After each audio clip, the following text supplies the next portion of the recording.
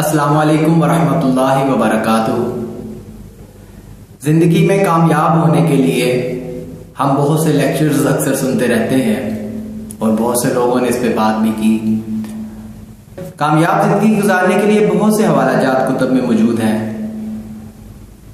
بہت سے ریفرنسز بھی موجود ہیں، بہت سے لوگ اپنی آپ بیتیاں بیان کرتے ہیں، بہت سے لوگ معاشرے میں پھیلی ہوئی مثالیں یکجا کر کے لوگوں کے سامنے پیش کرتے ہیں۔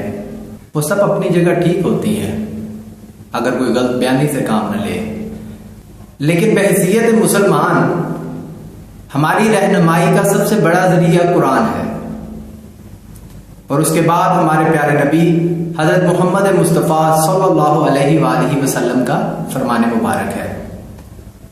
آج میں قرآن مجید سے آپ کو ایک کامیاب انسان کی 5 خوبیوں کے بارے میں بتاؤں گا کہ زندگی میں اور آخرت میں دونوں جگہوں پر کامیاب ہونے کے لیے انسان کو اپنے اندر کون سی خوبیاں پیدا کرنی پڑتی ہیں، کون سی خوبیاں ایسی ہیں جن کے رستے پہ چل کے ہم نہ صرف اس دنیا میں کامیاب ہو سکتے ہیں بلکہ ہم اپنا اگلا جہاں بھی سنوار سکتے ہیں، اپنی آخرت بھی سنوار سکتے ہیں۔ آئیے قرآن سے پوچھتے ہیں۔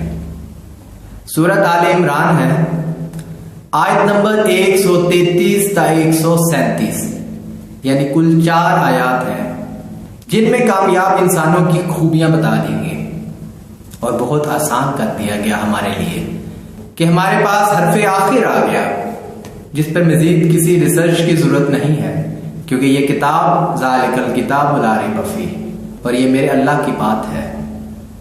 آئیے پہلی خوبی کی طرف چلتے ہیں۔ ہر کامیاب انسان میں پہلی خوبی کیا ہونی چاہیے؟ خوشحالی میں بھی اور تنگ دستی میں بھی اپنا عزیز مال اللہ کی رضا کی خاطر خرچ کرنا۔ دوسری خوبی اپنے غصے کو قابو میں رکھنا۔ تیسری خوبی احسان کرنا۔ چوتھی خوبی طلب مغفرت کرنا، اللہ سے مغفرت کے طلبگار رہنا اور لوگوں سے درگزر کرنے والے۔ یہ ہے 5ویں خوبی۔ اللہ تعالیٰ فرماتا ہے الذین ينفقون فی السراء والضراء، یعنی خوشحالی میں بھی اور تنگ دستی میں بھی اپنا مال اللہ کی راہ میں خرچ کرنا۔ والکاظمین الغیظ، اور غصہ پینے والے۔ والعافین عن الناس، اور لوگوں سے درگزر کرنے والے۔ واللہ یحب المحسنین، اور نیک لوگ اللہ تعالیٰ کے محبوب ہیں۔ والذین اذا فعلوا فاحشۃ او ظلموا انفسهم، اور یہ کہ وہ جب بے حیائی اور اپنی جانوں پر ظلم کریں، ذکروا اللہ فاستغفروا لذنوبہم، اللہ کو یاد کر کے اپنے گناہوں کی معافی چاہیں۔ وَمَن يَغْفِرُ الذُّنُوبَ إِلَّا اللَّهُ، اور کون ہے بخشنے والا اللہ کے سوا۔ وَلَمْ يُصِرُّوا عَلَى مَا فَعَلُوا وَهُمْ يَعْلَمُونَ، اور اپنے کیے پر جان بوجھ کر اڑ نہ جائیں۔ أُولَئِكَ جَزَاؤُهُمْ مَغْفِرَةٌ مِّن رَّبِّهِمْ، ایسوں کو بدلہ ہے ان کے رب کی بخشش۔ وَجَنَّاتٌ تَجْرِي مِن تَحْتِهَا الْأَنْهَارُ خَالِدِينَ فِيهَا، اور جنتیں ہیں جن کے نیچے نہریں رواں ہیں اور وہ اس میں ہمیشہ رہیں گے۔ وَنِعْمَ أَجْرُ الْعَامِلِينَ، نیک لوگوں کا کیا ہی اچھا انعام اور صلہ ہے۔ قَدْ خَلَتْ مِن قَبْلِكُمْ سُنَنٌ فَسِيرُوا فِي الْأَرْضِ فَانظُرُوا كَيْفَ كَانَ عَاقِبَةُ الْمُكَذِّبِينَ، اور تم سے پہلے کچھ طریقے برتاؤ میں آ چکے ہیں، یعنی کہ تم سے پہلے بھی کہانیاں تو موجود ہیں۔ کون سی کہانیاں باری تعالیٰ؟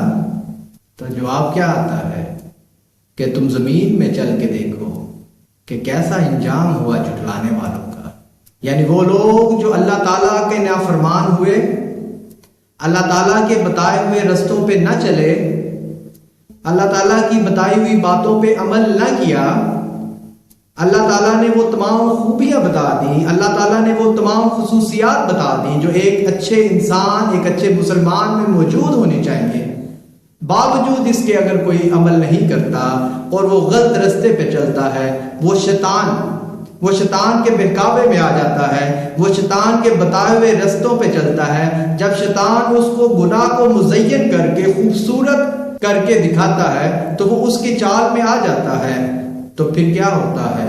اللہ تعالیٰ کی ذات فرماتی ہے بہت سی کہانیاں گزر چکی، بہت سی قومیں گزر چکی، بہت سے نافرمان گزر چکے، بہت سے حکم عدولی کرنے والے گزر چکے، بہت سے سرکش گزر چکے، جا کے دیکھو تو صحیح، آج نام و نشان بھی باقی نہیں ہے۔ اگر نام و نشان کسی کا موجود ہے تو وہ صرف اور صرف اللہ کی ذات ہے۔ کامیاب ہونا چاہتے ہو تو یہ 5 خوبیاں قرآن بتاتا ہے، وہ خوبیاں آپ کو میں نے بتا دی، خود مطالعہ کر لیں۔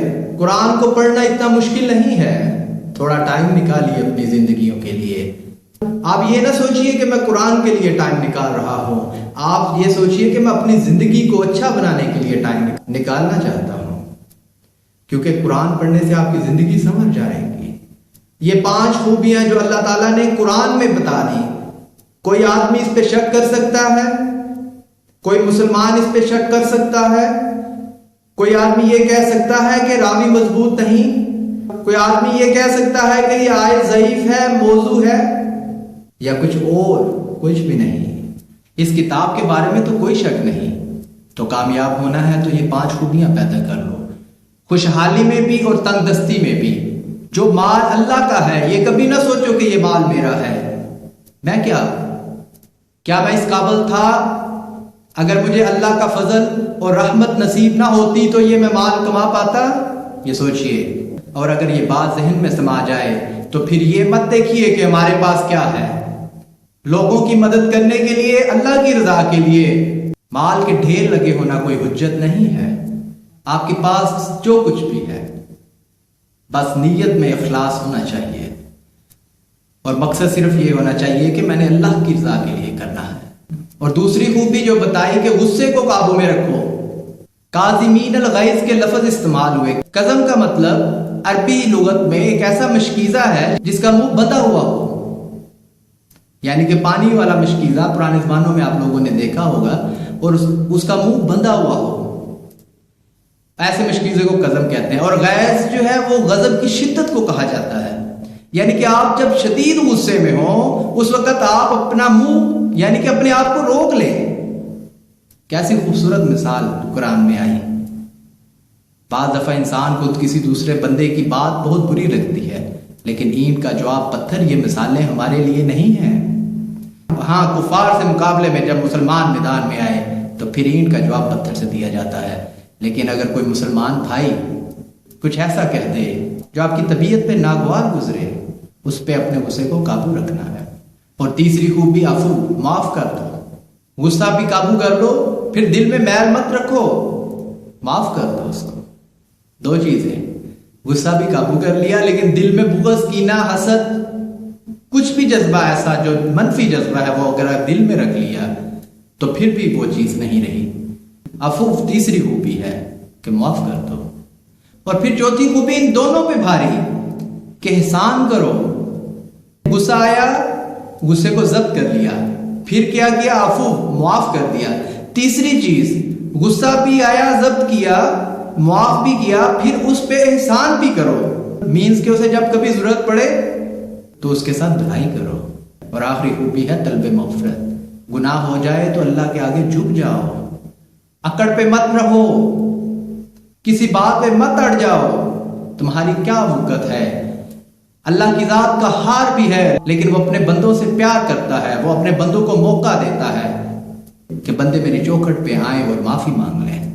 یہ خوبیاں پیدا کر کے آپ اپنی زندگی میں کامیاب ہو سکتے ہیں، اور اس کا ریوارڈ بھی اللہ نے بتا دیا کہ جنتوں میں جاؤ گے، اور جنت کا نقشہ کھینچ کے بھی بتا دیا کہ جنت کیسی ہے، اور پھر یہ بھی بتا دیا کہ یہ تمہارے نیک عملوں کا اجر ہے، اور کیا ہی خوبصورت اجر ہے۔ اور آخر میں تنبیہ جو کی ہے وہ بھی ہماری آنکھیں کھولنے کے لیے کافی ہے کہ اگر نہیں مانو گے تو تم سے پہلے تو بہت سے سرکش گزرے، آج ان کے نام مٹ گئے تو کل تم بھی مٹ جاؤ گے۔ اس لیے اچھے کاموں کو اپناؤ تاکہ تمہارا نام ہمیشہ کے لیے امر ہو جائے اور تم ہمیشہ اپنے اچھے عمل کی وجہ سے پہچانے جاؤ۔ اللہ تعالیٰ سے دعا ہے کہ صدقے پیارے مصطفیٰ صلی اللہ علیہ وآلہ وسلم کے ہمیں اپنے اندر یہ خوبیاں پیدا کرنے کی توفیق عطا فرمائے۔ آمین ثم آمین۔